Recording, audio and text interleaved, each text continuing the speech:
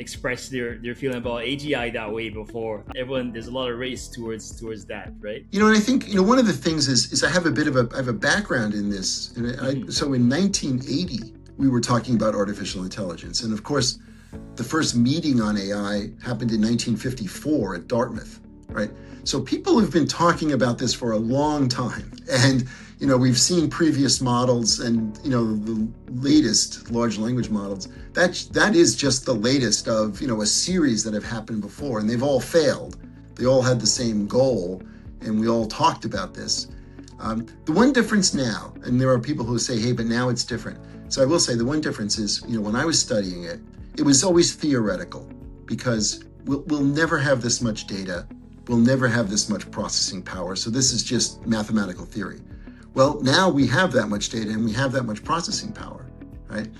But it's still the quality of data that really matters. And that's another thing that I really focus on. It's that just, sweeping the web is not anything that is going to solve something unique, right? And here's what I'm talking about. So recently there were these 10 mathematical problems that were unsolved, right? And we found a way to solve them using large language models. Isn't that brilliant?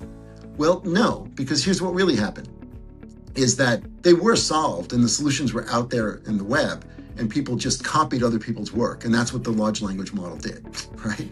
And so that's and that's great for research. And this is kind of, this emphasizes my point. Yeah. You can do great research, and, you and I are not going to find those 10 solutions. And in fact, there were math professors that didn't know about that those solutions existed, but they existed.